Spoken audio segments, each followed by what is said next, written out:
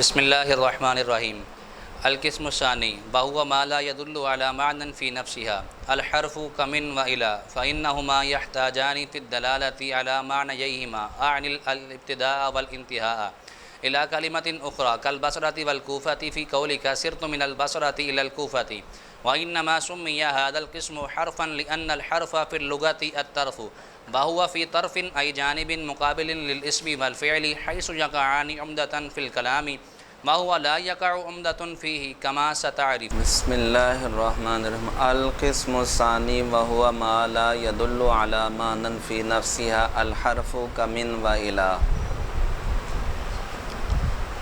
قسم ثانی وہ ہے جو اپنی ذات میں حاصل ہونے والے معنی پر دلالت نہ کرے، حرف ہے جیسے من اور الا۔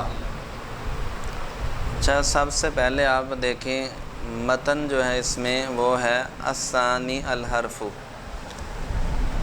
الثانی الحرف۔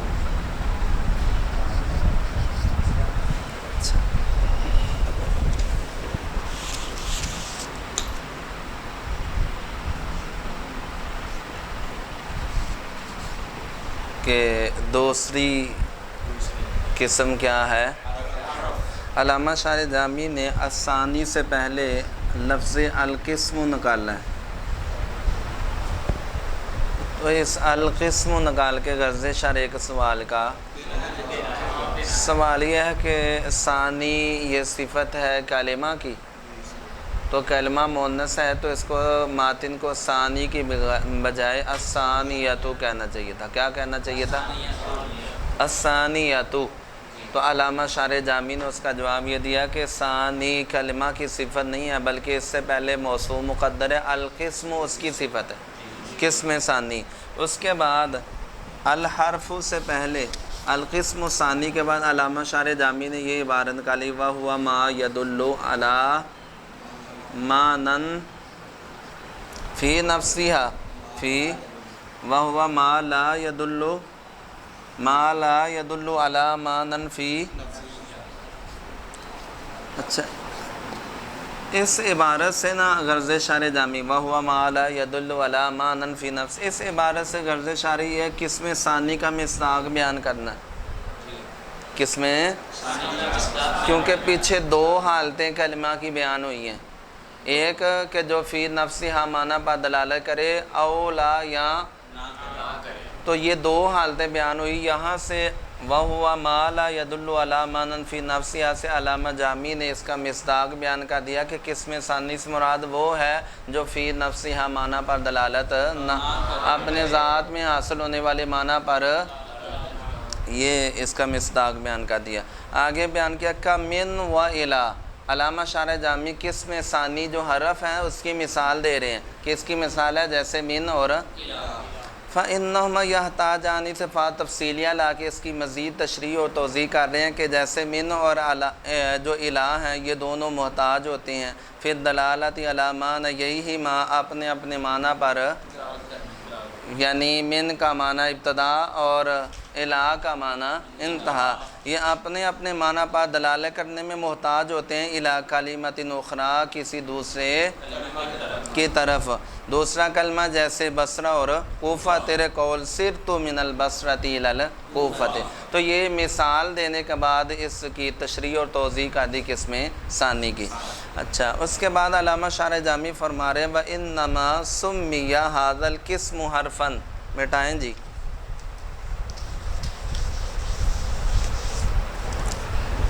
وَإِنَّمَا سُمِّيَ هَذَا الْقِسْمُ۔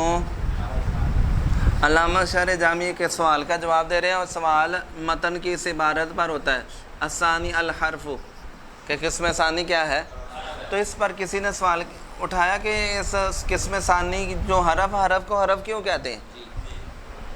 قسم ثانی آپ کہہ رہے ہیں حرف ہے تو اس کو حرف، اس کی وجہ تسمیہ کیا، کیوں اس کو حرف کہتے ہیں؟ تو علامہ شارح جامی نے اس کا جواب یہ دیا کہ اس کو حرف اس لیے کہتے ہیں کہ حرف کا لغوی معنی ہے طرف اور کنارہ، تو چونکہ یہ بھی کلام کے طرف اور کنارے میں ہوتا ہے، طرف میں ہوتا ہے، اس لیے حرف کو حرف کہتے ہیں۔ کہتے ہیں اور اس قسم کو حرف کہا گیا، اس کا نام کیا رکھا گیا ہے؟ حرف رکھا گیا، کیونکہ حرف لغت میں طرف اور کنارہ ہوتا ہے، طرف اور کنارے کو کہتے ہیں، وَهُوَ فِي طَرْفٍ، اور یہ بھی طرف اور کنارے میں ہوتا ہے، اس لیے حرف کو حرف کہتے ہیں۔ اس کے بعد علامہ شارح جامی نے وَهُوَ فِي طَرْفٍ، وَهُوَ فی طرفن کی تشریح کی، ای جانب مقابل سے، وہو فی طرفن کی وضاحت، تشریح اور توضیح اور تفسیر کس سے کی؟ جانب، تو طرفن کی تفسیر جانب مقابل کر کے علامہ شارح جامی نے ایک سوال کا دیا ہے۔ سوال یہ ہے، آپ نے کہا حرف کو حرف اس لیے کہتے ہیں کہ یہ طرف میں ہوتا ہے، زید فی الدار میں تو حرف طرف میں نہیں ہے بلکہ درمیان میں ہے، فی زید فی الدار میں حرف طرف اور کنارے میں نہیں ہے بلکہ، تو اس کا علامہ جامی نے جواب دیا طرف میں ہونے کا مطلب یہ ہے کہ یہ جو حرف ہے یہ اسم کے جانب مقابل، اسم اور فعل کے جانب مقابل ہوتا ہے۔ طرف میں ہونے کا کیا مطلب ہے؟ اور وہ طرف میں ہوتا ہے یعنی جانب مقابل للاسم والفعل، یعنی اسم اور فعل کے جانب۔ اس کے بعد مٹائیں جی،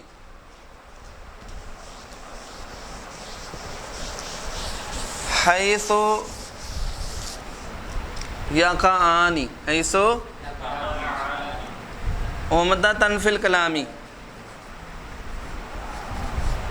اور آگے کہا وَهُوَ لَا يَقَعُ عُمْدَةً فِيهِ، وَهُوَ، اس عبارت سے غرض شارح پھر ایک سوال کا دینا ہے جو سابقہ جواب پر ہوتا ہے۔ آپ نے کہا طرف میں ہونے کا مطلب یہ ہے کہ یہ جو حرف ہے اس کے طرف میں ہونے کا مطلب ہے حرف اسم اور فعل کے مقابل ہوتا ہے۔ تو کسی نے اٹھ کے سوال کر دیا، حضرت ایک چیز اپنے قدموں پہ کھڑی نہیں ہو سکتی اور ایک چیز اپنے قدموں پہ، تو جو چیز اپنے قدموں پہ خود کھڑی نہیں ہو سکتی وہ اس کے مقابل کیسے ہو سکتی ہے جو اپنے قدموں پہ خود کھڑی ہے؟ حرف اسم اور فعل کا مقابل کیسے ہو سکتا ہے؟ وہ غیر مستقل ہے اور اسم اور فعل ان کا معنی مستقل ہے۔ کچھ پلے پڑا کہ نہیں؟ تو اس کا جواب یہ دیا کہ یہ مستقل اور غیر مستقل ہونا جس اینگل سے آپ سمجھ رہے ہو نا، یہ کیا ہونا؟ جانب مقابل ہونا، حرف کا اسم اور فعل کا کیا ہونا؟ جس اینگل سے، جس جہت سے آپ سمجھ رہے ہو وہ جہت مراد نہیں ہے، بلکہ مقابل ہونے سے مراد یہ ہے کہ جو اسم اور فعل ہیں وہ عمدہ ہوتے ہیں کلام میں اور حرف کلام میں غیر عمدہ ہوتا ہے۔ تو عمدہ اور غیر عمدہ مقابل ہیں کہ نہیں؟ آپس سمجھ آگی کہ نہیں؟ وہ عمدہ کیسے ہوتے ہیں؟ وہ اس طرح کہ وہ مبتدا ہوتے ہیں، فاعل بنتے ہیں، خبر وغیرہ بنتے ہیں، جبکہ حرف اکیلا کچھ بھی نہیں بنتا۔ تو اس لیے یہاں جو مقابل ہونے کی جہت ہے نا وہ ہے عمدہ اور غیر عمدہ ہونا، کہ یہ دونوں عمدہ ہوتے ہیں اور حرف غیر عمدہ ہوتا ہے۔ چلیے جی، حیث یقعانی عمدتاً فی الکلام وہو لا یقع عمدتاً فیہ، کہ یہ دونوں اس حیثیت سے کہ وہ دونوں اسم اور فعل کلام میں عمدہ ہوتے ہیں اور حرف کلام میں عمدہ نہیں ہوتا۔ کما ستعرف، کما جیسا کہ عنقریب تم پہچان لو۔